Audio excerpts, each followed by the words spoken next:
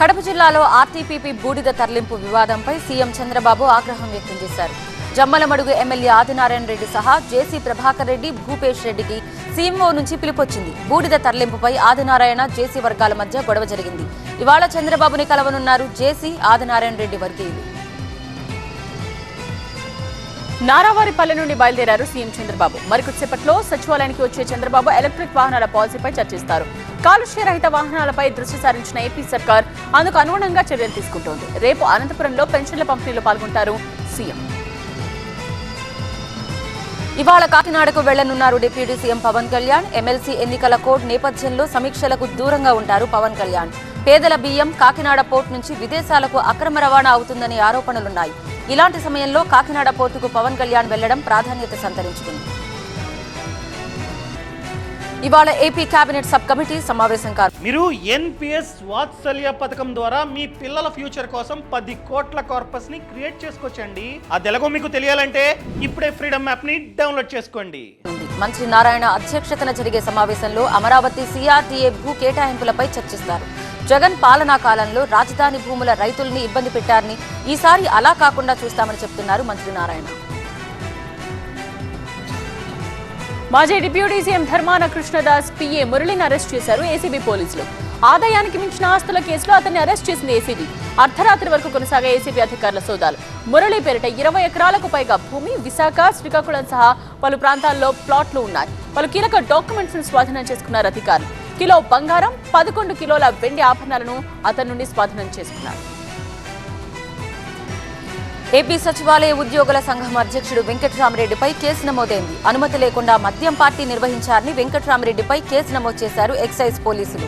Association ఎన్నికల సందర్భంగా party ఇచ్చారని ఆరోపణలొచ్చాయి. తాడేపల్లి కొండపావులు ఆర్డినెన్స్ లో మద్యం పార్టీ ఇచ్చినట్టుగా గుర్తించారు. త్వరలో జరగనున్న సచివాలయం ఎన్నికల్లో ప్రలోభాల కోసమే ఈ పార్టీ నిర్వహించారని తెలుస్తోంది. వీరి నుంచి 7 మద్యం బాటిల్స్ ని స్వాధీనం చేసుకున్నారు పోలీసులు. లుకౌట్ నోటీసులపై వైసీపీ కీలక నేత సజ్జల రామకృష్ణారెడ్డి కోర్టును ఆశ్రయించారు. ఆయన ముందస్తు బెయిల్ పిటిషన్పై ఇవాళ విచారణ జరగనుంది.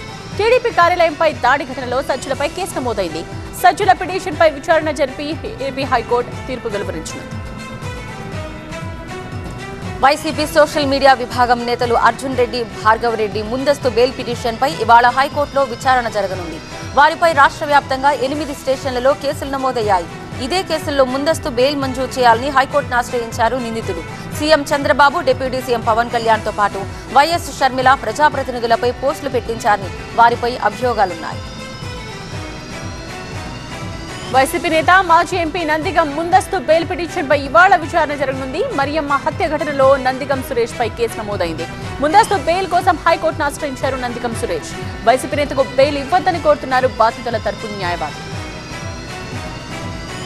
తెలంగాణ ప్రభుత్వం ఏడాది పాలనపై బీజేపీ పోరుబాట పట్టింది. రేపటి నుంచి డిసెంబర్ 5 వరకు ఆందోళనలు చేయనుంది. రేపు ఛార్జ్ షీట్ విడుదల చేయనుంది బీజేపీ. డిసెంబర్ 1న జిల్లా స్థాయిలో ఛార్జ్ షీట్ విడుదల చేస్తారు. డిసెంబర్ 2, 3న అన్ని నియోజకవర్గాల్లో బైక్ ర్యాలీలుంటాయి. ఎన్నికలకు ముందు కాంగ్రెస్ ఇచ్చిన హామీల్ని అమలు చేయడం లేదనే అంశాన్ని ప్రజల్లోకి తీసుకువెళ్లేందుకు పావులు కదుపుతోంది బీజేపీ. రేపు మహబూబ్ నగర్ లో సీఎం రేవంత్ రెడ్డి పర్యటిస్తారు. రైతు పండుగ కార్యక్రమంలో పాల్గొంటారు. 2 లక్షల రుణమాఫీ, రైతు భరోసాపై కీలక ప్రకటనకు సిద్ధమవుతోంది తెలంగాణ ప్రభుత్వం. ఈ నేపథ్యంలో సీఎం ప్రసంగంపై ఆసక్తి నెలకొంది. మహబూబ్ నగర్ జిల్లాలోని రైతులతో ప్రత్యేక కార్యక్రమాలు జరుగుతున్నాయి. రేపు రైతు పండుగ ముగింపు కార్యక్రమం జరగనుంది. విద్యార్థిని రిషితేశ్వరి ఆత్మహత్య కేసులో ఇవాళ కోర్టు తీర్పు ఇవ్వనుంది. 2015 జూలై 14న ఆత్మహత్య చేసుకుంది రిషితేశ్వరి. నాగార్జున యూనివర్సిటీలో ఆర్కిటెక్చర్ చదువుతున్న రిషితేశ్వరి ఆత్మహత్యపై అప్పట్లో పెద్ద వివాదం రేగింది. ర్యాగింగ్ చేశారనే కారణంతో వరంగల్కు చెందిన రిషితేశ్వరి ఆత్మహత్య చేసుకుందనే ప్రచారం జరిగింది. సూసైడ్ నోట్లో కూడా ఇదే అంశాన్ని ప్రస్తావించారు. సంచలనం సృష్టించిన రిషితేశ్వరి ఆత్మహత్యపై గుంటూరు జిల్లా 5వ కోర్టు తీర్పు వెలువరించనుండడం ఆసక్తిని పెంచుతోంది. కర్నూలు జిల్లా ఆదోని ఎమ్మెల్యే పార్థసారథికి బీజేపీ క్యాడర్ నుండి నిరసన ఎదురైంది. ఊహించని విధంగా బీజేపీ ఎమ్మెల్యే పార్థసారథిపై నిప్పులు చెరిగాడు ఆ పార్టీ కార్యకర్త నాగశైన. ఆదోని 18వ వార్డులో పర్యటించిన పార్థసారథిని అందరి ముందు నిలదీశాడు. పార్టీ కోసం కష్టపడి పనిచేసిన బీజేపీ కార్యకర్తలను పట్టించుకోవడం లేదని ఆవేదన వ్యక్తం చేశాడు. వైసీపీ నుండి వచ్చిన వాళ్లకు ఎందుకు ప్రాధాన్యత ఇస్తున్నారంటూ ఎమ్మెల్యేని ప్రశ్నించారు. ఎన్నికల టైంలో దాడి చేసిన వైసీపీ వాళ్లపై తాము కేసు పెడితే ఇప్పుడు వెనక్కి తీసుకోమని ఒత్తిడి తీసుకొస్తున్నారని ఆవేదన వ్యక్తం చేశాడు బీజేపీ కార్యకర్త. తెలంగాణలో ఫోన్ ట్యాపింగ్ ప్రకంగరంలో సంచలనం రేపుతూనే ఉన్నాయి. లేటెస్ట్ గా ఫోన్ ట్యాపింగ్ పై కీలక వ్యాఖ్యలు చేశారు కల్వకుర్తి ఎమ్మెల్యే కసిరెడ్డి నారాయణ రెడ్డి. ఎన్నికల రాజకీయంలో భాగంగా తన ఫోన్ ను కూడా ట్యాప్ చేశారన్నారు. తాను ఏం చేస్తున్నానో తెలుసుకునేందుకు ట్యాప్ చేసినట్టుగా కనిపిస్తుందన్నారు కసిరెడ్డి. బంధువులు, అనుచరుల నెంబర్లను కూడా మాజీ ఎమ్మెల్యే జైపాల్ యాదవ్ ట్యాప్ చేయించారని ఆరోపించారు. బంధువుల నెంబర్లను ఎందుకు ట్యాప్ చేయాల్సి వచ్చిందో చెప్పాలన్నారు. ఎన్నికలకు ముందు ఎన్నో ఇబ్బందులు పెట్టారని, కానీ కల్వకుర్తి ప్రజలు తనపై నమ్మకంతో గెలిపించారన్నారు కసిరెడ్డి. తెలంగాణ వ్యాప్తంగా బీఆర్ఎస్ దీక్షా దివస్ జరుగుతోంది. కేసీఆర్ దీక్షకు 15 ఏళ్లు పూర్తయిన సందర్భంగా కార్యక్రమాలు చేస్తున్నారు. కరీంనగర్ జిల్లా అలుగునూరులో జరిగే దీక్షా దివస్ కు హాజరవుతారు మాజీ మంత్రి కేటీఆర్. ముందుగా ఎల్ఎండి ఇరిగేషన్ ఆఫీస్ దగ్గర అమరవీరుల స్థూపానికి నివాళులర్పిస్తారు. అనంతరం బైక్ ర్యాలీలతో అలుగునూరు చౌరస్తా చేరుకుని కేసీఆర్ చిత్రపటానికి క్షీరాభిషేకం చేశాక దీక్షా దివస్ సభలో ప్రసంగిస్తారు. సిద్దిపేట దీక్షా దివస్ లో పాల్గొనబోతున్నారు హరీష్ రావు. ముందస్తు వ్యవసాయం చేయాలని రైతులకు సూచించారు పెద్దపల్లి నియోజకవర్గ ఎమ్మెల్యే చింతకుంట విజయ రమణారావు. అనురాధ కార్తెలో వరి నాట్లు పోసుకుంటే ఆ పంట కోతకొచ్చే సమయంలో వడగండ్ల వానలు, అకాల వర్షాలు పడకుండా పంటను కాపాడుకోవచ్చంటున్నారు. పెద్దపల్లి జిల్లా ఎలిగేడు మండలం సుల్తాన్పూర్ రైతులతో మాట్లాడారు ఎమ్మెల్యే. డిసెంబర్ 4 లోపు వరి నాట్లు పోసుకుంటే ఏప్రిల్, మే నెలల్లో వచ్చే అకాల వర్షాల బారి నుంచి బయటపడొచ్చన్నారు. 5 రోజులుగా రామ్ గోపాల్ వర్మ కోసం ఆచూకీ కనిపెట్టలేకపోతున్నారు ప్రకాశం జిల్లా పోలీసులు. ఆయన కోసం గాలిస్తున్నారు. తమకు అందుబాటులోకి రాకుండా టీవీ ఛానల్స్ కు వర్మ ఇంటర్వ్యూస్ ఇవ్వడంపై సీరియస్ అయింది పోలీస్ శాఖ. వ్యూహన్ సినిమా ప్రమోషన్ కోసం వర్మ పెట్టిన పోస్టులు అభ్యంతరకరంగా ఉన్నాయని మద్దిపాడు టీడీపీ నేత రామలింగం వర్మపై ఫిర్యాదు చేశారు. తనపై పెట్టిన కేసులను కొట్టివేయాలంటూ హైకోర్టులో రిట్ పిటిషన్ వేశారు వర్మ. ఈ రిట్ పై సోమవారం విచారణ జరగనుంది.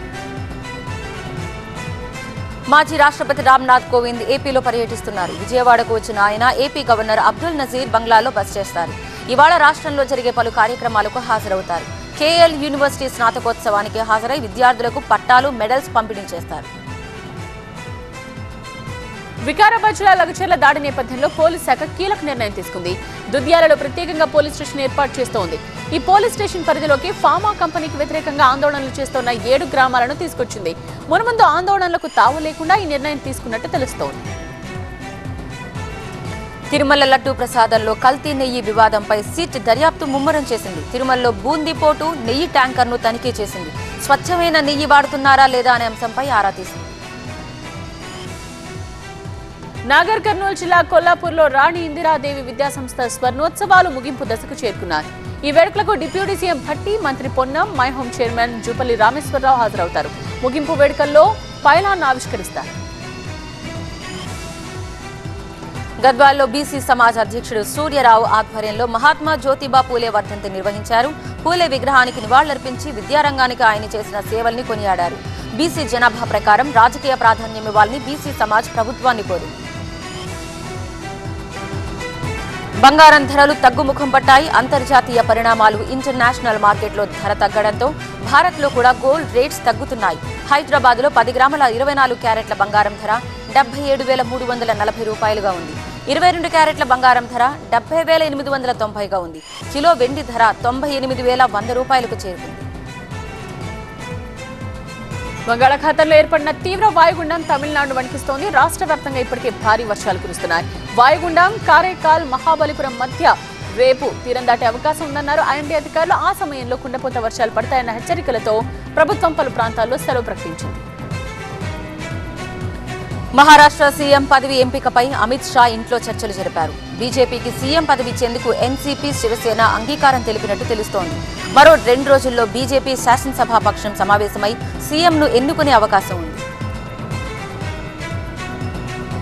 మన తెలుగోడు మన దేశానికే దౌత్యవేత్తగా వచ్చారు. గుంటూరు జిల్లా తెనాలిలో పుట్టి కరీబియన్ దేశమైన గ్రెనడాలో స్థిరపడిన గీతా కిషోర్ భారత్ కు హై కమిషనర్ గా వచ్చారు. గ్రెనడా దేశం తరపున దౌత్యవేత్తగా ఢిల్లీలో బాధ్యతలు స్వీకరించారు. భారత్ లో గ్రెనడాకు తొలి హై కమిషనర్ గా గీతా కిషోర్ రికార్డ్ సెట్ చేశారు. హై కమిషనర్ హోదాలో రాష్ట్రపతి ముర్మును కలుసుకున్నారు. మహేష్ బాబు హీరోగా రాజమౌళి దర్శకత్వంలో తెరకెక్కనున్న గ్లోబల్ మూవీకి సంబంధించి మరో ఇంట్రెస్టింగ్ న్యూస్ వైరల్ అవుతోంది. ఈ సినిమా ప్రారంభోత్సవానికి Hollywood legends James Cameroon, Stephen Spielberg హాజరు కాబోతున్నారన్న టాక్ వినిపిస్తోంది. ఈ విషయంలో చిత్ర యూనిట్ ఎలాంటి ప్రకటన చేయలేదు. తన ప్రేమ కథను రివీల్ చేశారు నాగ చైతన్య. ఓటీటీ ఈవెంట్లో తొలిసారి శోభితను కలిశానని, తొలి పరిచయంలోనే ఇద్దరం చాలా సరదాగా మాట్లాడుకున్నామని చెప్పారు. కొద్ది నెలల్లోనే ఆ పరిచయం ప్రేమగా మారిందన్నారు. డిసెంబర్ 4న అన్నపూర్ణ స్టూడియోస్ లో నాగ చైతన్య శోభిత వివాహం జరగనుంది. బాలీవుడ్ బ్యూటీ మలైకా అరోరా కొత్త బిజినెస్ స్టార్ట్ చేశారు. కొడుకు అర్హాన్ ఖాన్ తో కలిసి దిగిన ఫోటోని షేర్ చేసిన మలైకా రెస్టారెంట్ బిజినెస్ స్టార్ట్ చేసినట్టుగా వెల్లడించారు. ముంబైలోని బాంద్రాలో స్కార్లెట్ హౌస్ పేరుతో ఈ రెస్టారెంట్ ని ప్రారంభించారు.